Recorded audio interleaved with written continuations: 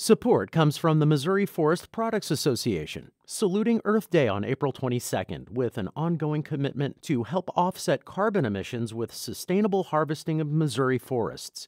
Details at choosewood.com. Welcome to St. Louis on the Air. I'm Jim Kirchher. Today we'll meet internationally acclaimed British artist and sculptor Edwina Sandys. She's the granddaughter of former British Prime Minister Winston Churchill. She's the artist behind Breakthrough, the sculpture dedicated in 1990 that includes sections of the Berlin Wall. The sculpture is located in Fulton, Missouri, at the National Churchill Museum, located on the campus of Westminster College. It's the site where Churchill delivered his famous Iron Curtain speech in 1946. This year marks the 50th anniversary of the museum and the 30th anniversary of the fall of the Berlin Wall. I talked with Edwina Sandys last Friday and first noted how she's continued to maintain a special relationship with Fulton. Well, yes, I've been coming to Fulton even for much longer than that, long before 1990. I'm not sure exactly when it was, but it was the first time I came was soon after the hostages were taken in Iran, and maybe you know the date of that. I met some people in New York who were friends of the the Winston Churchill Memorial at Fulton, and they suggested that I came to Fulton, and they invited me to come. And it was at the time that the hostages were taken in Iran, and they asked me to ring the bells in the chapel in the church, and they said that they were going to ring the bells every day until the hostages came home, which actually was much longer than they thought. Yeah, it was 1979 when the hostages were taken. That was the first time I released. came to Fulton, and after that I came a few times, and for various reasons. Growing up, certainly, I don't know how deep we want to get into this yet, but your connection to your grandfather clearly is strong. I've wondered, as an artist, has that been, it probably opened some doors, but I think sometimes when you're a child or a grandchild of someone famous, it's difficult to establish yourself in your own right. Was that a problem for you? Well, it is a problem in one way. Of course, I'm very proud and thrilled and happy to have such a wonderful grandfather, but whenever anyone talks about my art, even though I have been reasonably successful, they nearly always say, "Oh, Winston Churchill's granddaughter has brought her art to so-and-so gallery," and therefore it is a little difficult. But not everybody, when they first see my art, knows that I'm Winston Churchill's granddaughter, and sometimes they like it for itself. Well, Breakthrough, the piece you did for Fulton. Now, you work in large pieces very often. Tell me a little bit about the story of that. So, again, when we were talking about this, the introduction, 30 years since the fall of the Berlin Wall, that's a little bit shocking for those of us of a certain age. Do you remember where you were, or how you were reacting when you found out that the borders were going to be opened between East and West Germany, East and West Berlin? Well, yes, I was in New York and watching TV, and of course followed with amazement people coming through the Berlin Wall and climbing over it. Suddenly it was, people weren't frightened anymore. It happened sort of rather suddenly, and then sort of people swarmed through. And so then, shortly after that, some friends came back from Berlin, and they had little tiny pieces of Berlin Wall. People were chipping away at the wall, and nobody seemed to stop them. And I thought, wouldn't it be wonderful to if I could go to Berlin and make a sculpture out of the Berlin Wall, get hold of some pieces. I didn't know how. But so my husband, Richard Kaplan, who's an architect, we both thought it was a great idea. And I started calling people from like the British Embassy in Berlin or actually in Bonn then at the time, or the American Embassy, But they hadn't. The Berlin Wall had only just fallen, and they hadn't really got any contact with the people the other side of the wall, even though the wall was now down. So I didn't quite know how to approach it, but I happened to have a friend from London who is now at the United Nations, called Hans Janicek, and he had been running something called the Socialist International, which wasn't at that time the party that I'd been connected with, coming from more of in that respect, a conservative background than that. But he was a very good friend, and he knew all these people. He knew the communist mayor of Berlin, of East Berlin. And at the time that the wall came down, and for a few months after, it was rather a smooth transition in a way, surprisingly. There weren't riots. So the government that had been the government of Berlin continued as an interim government. So the people we had to deal with were the communists. You managed to get a number of, I'll say, pieces of panels. Let's call them large panels. But I guess I had been wondering where the idea came from. So the idea was your inspiration looking at the wall to create something. Where does the connection then to Fulton come? So you're already thinking you can do something with Well, these. I thought it would be exciting to get a piece, and so we went. So then I called up the president I thought, well, where would if I could get a piece and make a sculpture, where would I put it? And then I remembered my grandfather's speech about the Iron Curtain. That was made in 1946, and it's been a famous speech for all this time. And I thought, I knew that they had a museum there in Fulton, a beautiful Christopher Wren church. And so I thought, wouldn't it be great to put it there where the Iron Curtain speech had been made? So I called the president, Harvey Saunders, and said, what if I could get a piece of the Berlin Wall and make a sculpture? Would you like to have it in Fulton? He said, you bet. So that was Of course that. he did. So then my husband and I were on the next plane to Berlin, and we had the introduction to the mayor of Berlin, the communist mayor, and he said, well, he said, you better go and see our minister of, not arts, but something like... I mean, you're dealing with quite a bureaucracy. Yes, you've got to go and see the minister of... It wasn't the arts, minister of development or housing or something like that, and you'll have to deal with him. So we went over to see him, and he said, so what do you want? I said, I'd like to have some pieces of the Berlin Wall, please. He said, well, we're selling them here, we've now decided to sell them. They got into a bit of capitalism after they got the chance. So he said, well, they're being sold for between $60,000 and $100,000 Wow. a piece. And I said, oh, dear.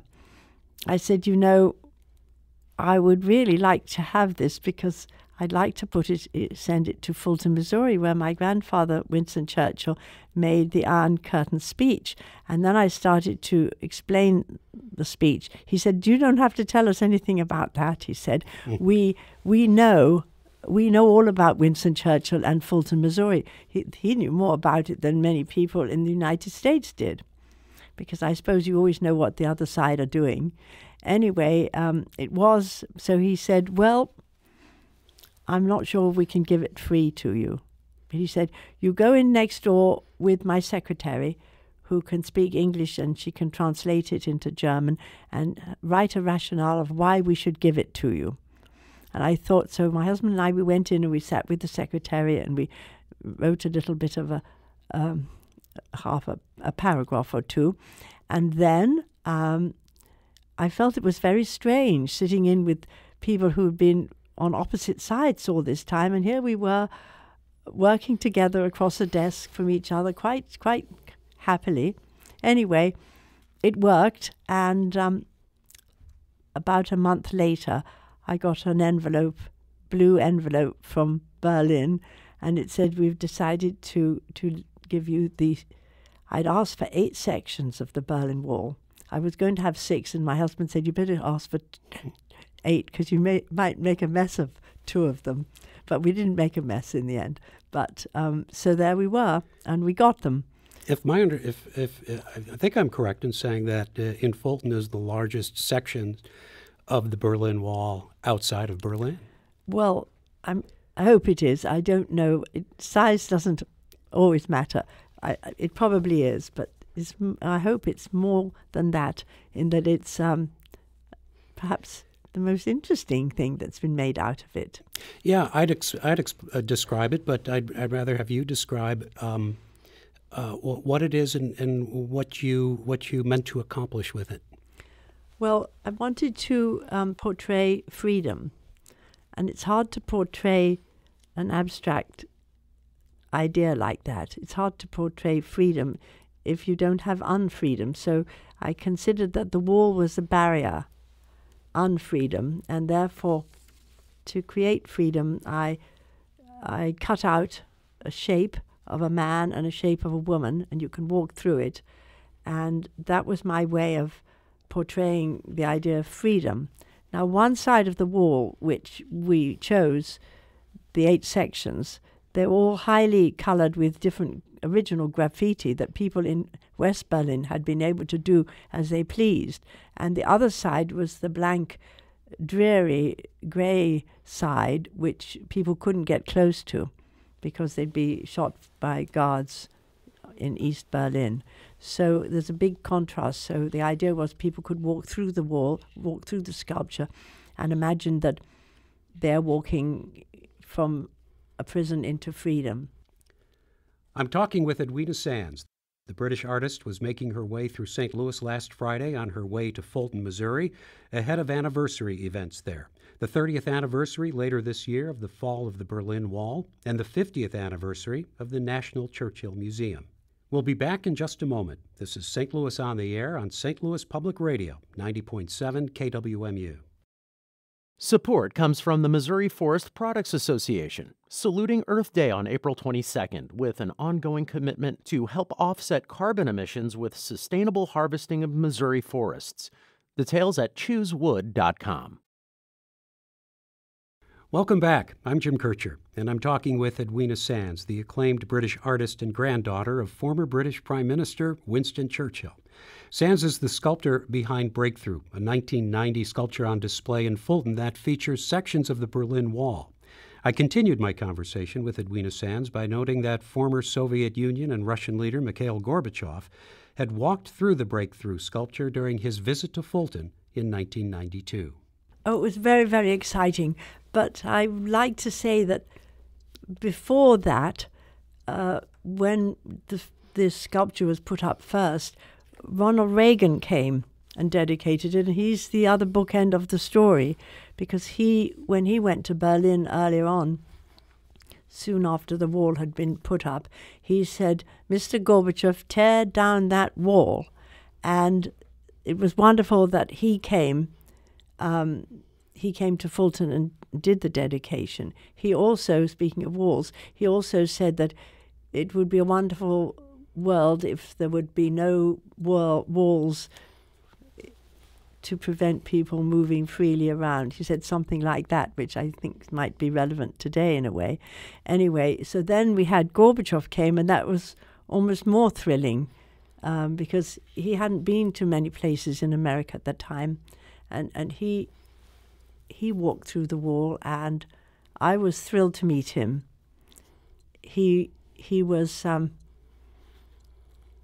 of course, I didn't speak Russian, and he didn't speak much English at that time, but it was more a question of body language and eye contact, because we both had to make a bit of an effort to make sure that we were really happy about it. Anyway, he walked through the wall, and I stood next to him in the space, and it was all terribly exciting.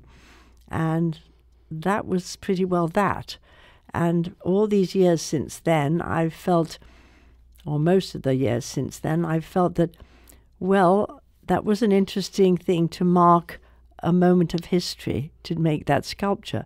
But then lately, this is the thing about history, it plays tricks with you. Sometimes it keeps coming back. And so now I feel that the idea of the freedom and the walls and everything is, in a way, a little bit relevant, and maybe things with Russia are a little bit chilly again. Wondering, you're old enough, I believe, as a child to have memories of World War II. I grew up in a post-war world defined by World War II. I knew the names Churchill and Stalin and Hitler and Roosevelt and Truman. Are you a little concerned that perhaps the giants of the 20th century, your grandfather included, Mikhail Gorbachev included, are being forgotten or maybe reduced to a line or a paragraph in a history book? Are you concerned that the lessons learned from that era are sort of wafting away? Well, I'm sure many of them are, but I actually don't think my grandfather, Winston Churchill, is being forgotten. Partly he has so many... he was a character. Apart from as many men are doing interesting or wonderful, good things or important things, they're not necessarily fascinating people. He was a fascinating person. He was energetic, full of life, and unforgettable. And he also wrote, apart from many books he wrote, but he was had a way with words, and he was so prolific in quotations. People quote him almost as much as Shakespeare. So in a way, he's not really going to go away, as some of the others will fade, because he was also such a lively person and such an all-round, myriad person. Yeah, I remember as a kid seeing him wave from the window, I think maybe on his 90th birthday or 88th birthday, one of those birthdays. It's not just that he's your grandfather, but he is someone that you knew as a grandfather. You knew him as a man as well. Yes, he was. People think of him as this man with these strong speeches, but he was a very all-round man. He was a family man. He really appreciated his family, and he was very fortunate in having a wife, my grandmother, Clementine. If he'd had the wrong wife, the world would have been a different place, I think, because it was a partnership. And he was also, he loved his home too. He loved his home in the country in Kent, Chartwell, and those were as happy days as he ever spent. And he also, some men go to their office and take all their work to their office, and they come home without any work. But wherever he was, he did his work, or his writing, his history books that he wrote. He did it all wherever he was. So he wasn't, he didn't separate office and work, office and family. But also a painter, and that's the thing that many people remember. Yes. And you as an artist as well. So you have a connection there as well. Well, of course, that was part of him being a man in full and enjoying many different things. He did start painting when he was 40 years old, and that became a great source of pleasure and fascination. And he became rather good at it, too. How about you? Are you still actively working? Are you still coming up with ideas and going into the studio and doing things? Well, yes, I'm working on a few projects at the moment. I've just made a school. Not made a school. I've just made a sculpture for a school in Florida, a big sculpture that the children can run in and out of. And now I'm going to be doing another one for a different school, a different group in Detroit. So they're big sculptures. I do lots of little drawings and smaller things all the time, but I like the idea of doing some large works in good places. I have to mention, because you're in St. Louis, that this was the home of the other Winston Churchill, a best-selling author from, say, 1897 to 1920, lots of bestsellers. And I believe your grandfather had to use Winston S. Churchill in his writings because the St. Louis Winston Churchill was already the established writer. Were you aware of that story? Well, I wasn't aware of it until I started living in New York City, and I met this man called Churchill, and he said that his grandfather was also called Winston Churchill, and that was why we should be friends, and we were. And so he explained to me about the S. Apparently, they decided to meet, and they met, I believe, on a bridge somewhere, and I don't know who came up with the idea of it, but they said it wasn't working out because my grandfather was coming over, making speeches and becoming, quite known. So I don't know who came up with the idea, but it was decided that my grandfather would add S, which was his middle name, Spencer. So thereafter he always signed everything Winston S. Churchill, and it wasn't just for his books that he signed that, because he signed it when he signed his name and other matters, he put the S in. So that was fine.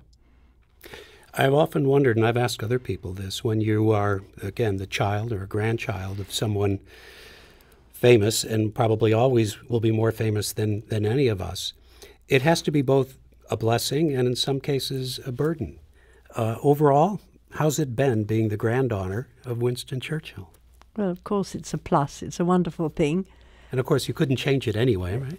It's a wonderful thing, and I'm very happy about it. And if I have a quarter of his genes, they'll be good. Mind you, I think the other ones were okay too.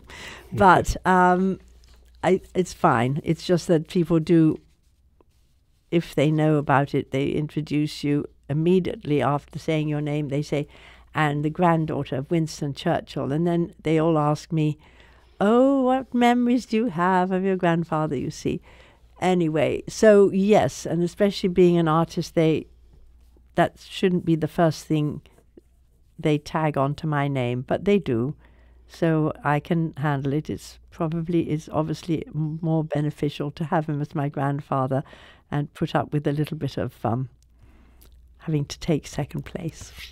That's British artist and sculptor Edwina Sandys. She was making her way through St. Louis last Friday on her way to Fulton, Missouri. She was there celebrating the 30th anniversary of the fall of the Berlin Wall and the 50th anniversary of the founding of the National Churchill Museum at Westminster College. Sand's grandfather, Winston Churchill, delivered his famous Iron Curtain speech in Fulton in 1946. This is St. Louis on the Air on St. Louis Public Radio, 90.7 KWMU.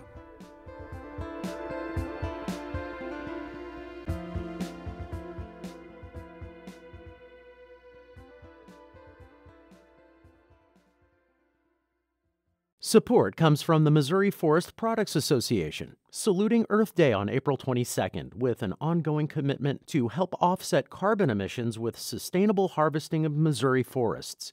Details at choosewood.com.